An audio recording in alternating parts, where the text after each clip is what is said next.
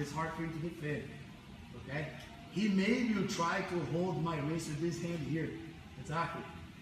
Okay? Even if you try to go with this leg, look, over.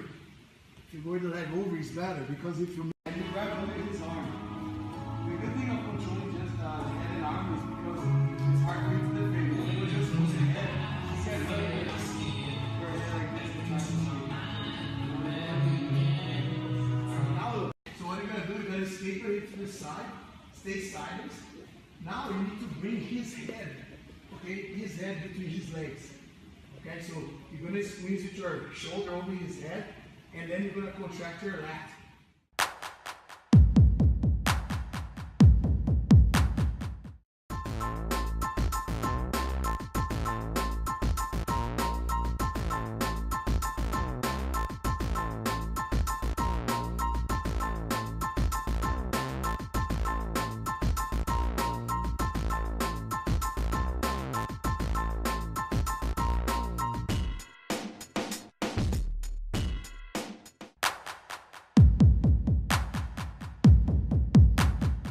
Man, I'm pulling for Justin for sure. He's just fighting a little bit too often. I'd like for him to take some time, a little bit of time off, rest up a little bit, reset. I'd like to see that happen. Sometimes you get rejuvenated, come back with a different energy, and able to go on a run. But you know, with Vic, just looks like the size difference. The length would be a little bit tough to deal with, maybe. Because Justin does take shots, but if Justin starts popping them leg kicks, man, it's gonna be a long night. I felt them. Okay. You don't get out of round, like it's gonna be tough to get out of round 2, round 3 when he starts letting them off. So it's a pick 'em.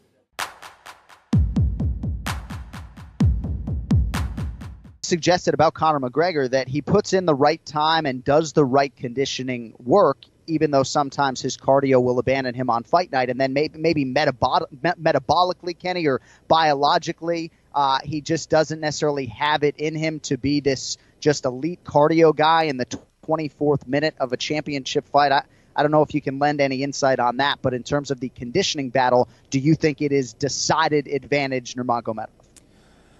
Well, I do, because we know what Khabib wants to do. Khabib wants to go out there and wrestle. He wants to go out there and grind Conor McGregor down like he has done 24, 25 times previously as a pro. So, yeah, I think that dealing with that is not going to be easy for Conor McGregor. However, I think Conor is going to be quicker. He's going to be way better with his footwork. He's going to be faster on his feet. He's going to have faster hands and faster strikes. But Khabib doesn't want to do that. Khabib's going to go and wrestle. I think a lot of people kind of saw that fight against Al Iaquinta and go, oh, well, he's going to do that. He's going to go and try to do that same thing and try to strike with Conor McGregor. He is not going to do that. He's going to take the same approach he did against a guy like Edson Barbosa, for example, and repeatedly take him down and try to pound his head into the canvas. That's what Khabib does best, and that's what he better do against Conor McGregor if he does decide to strike, or if he does, for some reason, not have a lot of success with his takedowns. That's when you start to get frustrated. And I think that conditioning factor, I think, is directly related to the kind of mental anguish or the kind of pressure that you're dealing with on fight night. How many times have I seen a fighter in the training room look fantastic? They're doing 5 rounds plus, and they're not even tired. That same fighter goes in a 3-round fight in the UFC, and they are exhausted after 1 round. How does that happen? Because of the mental pressure that they're feeling on fight night. There's so much tension in their body. And I got to say, no one releases that tension better than a Conor McGregor. I think Conor McGregor and Jon Jones, as far as competitors, getting rid of that pressure, getting rid of that tension. I don't think there's any competitors that do it better than those guys, really. Of just kind of phasing out the lights, the audience, the crowd, the referee, the magnitude of the fight, and just goes out there and competes extremely well. And Conor McGregor is coming off one of the biggest combat sports event in history against Floyd Mayweather. Right. So he's been there. He's done that. Khabib doesn't quite have that same kind of experience, but again, for Khabib, he's a very mentally strong individual.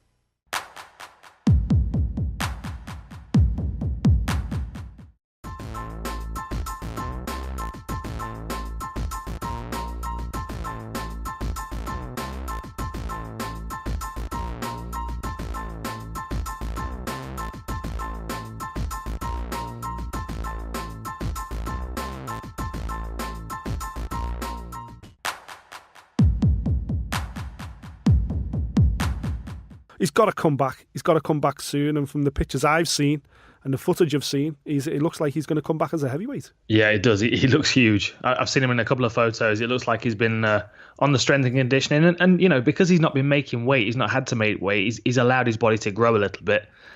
I think he's gonna hit a lot harder, and that's a scary thing. Well, that means he could be fighting. I mean, this is the rumour. Everyone's talking about it. UFC 230 in New York, which is what? November the 3rd, is that right? Yep. I think is the date. Because the problem he's got is the fact that he's not been in the testing pool, but he tweeted this: "Glad you enjoyed the few seconds of training footage I shared the other day. Just wanted to let everyone know I never left the testing pool, not even for a day." Nick, this means that if he never left the testing pool, theoretically, he could be back in November. Yeah, absolutely. And you know, again, I certainly wouldn't gamble against it. What the UFC reads right now is pay-per-view driving superstars, and I think John Jones over the years has proved himself. You know, I've been on record many times thinking he's the best that's ever done it, and I truly believe that. But it obviously comes with an asterisk now. That asterisk is he's the best that ever done it, but he wasn't a clean athlete. So he joins the same kind of roster as the likes of Anderson Silva, who you'd also put in the GOAT list, but have also failed for pharmaceutical reasons. But listen, I just want to see him back. The sport needs him. We need him as fans. And you know what? I just want him to come back as the heel. I've been pushing from this from the get-go. Stop trying to present John Jones as being holier than thou. They're not just anymore, present him as the way he is. No He is the one's tried to Mike do that Tyson for of MMA. ages. Just let him do it. His management team constantly try and do that. Constantly say, he's back, he's going to do this, he's a pillar of the community. And John tries to say these stupid rehearsed things. Just come back and be who you are. You're the bad boy. You know, the thing is, and we're seeing this with the McGregor build-up as well, with the Khabib fight.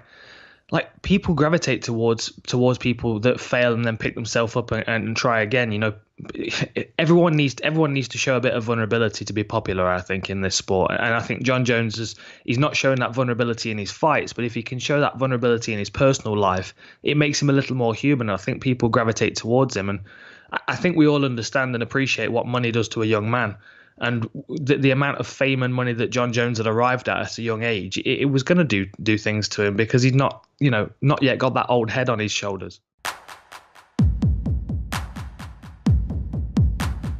Well, Justin, coming into this fight, there seems to have been a little bit of smack talk between you and your opponent. Sometimes that can be manufactured. Sometimes that can be hype. Is this genuine? Do you really dislike this guy? Yeah, I can't wait to knock him out. Make him pay for every single word that's come out of his mouth. Yeah. I don't like the guy. I didn't like him before I was fighting him. So, yeah, I don't respect the game he plays, the fight he fights. So he's a very tall fighter, the tallest in the division. Have you brought anyone in to emulate that lankiness of James Sick? Yeah, definitely. I've been training with a lot of 170 and 185 pounders. They're not going to find a lot of 155 pounders that are 6'3". So I'm gonna go out there. He's 6'3", he has to have fragile bones. So I'm going to go out there and make my bones touch his bones and then see who's stronger. You know, going into their last two fights, has there been anything different about the approach to this one? But at the end of the day, no. I mean, it's all cardio. You go in there and, my timing's on point. And, yeah, I'm confident. I'm confident in this fight. I'm confident that I can break James. I'm confident that he can't withstand the onslaught that I'm going to bring to him. And, yeah, it's going to be fun. Do you intend to use your ground game more in this one than you have in the last two? I have no idea. Time will tell.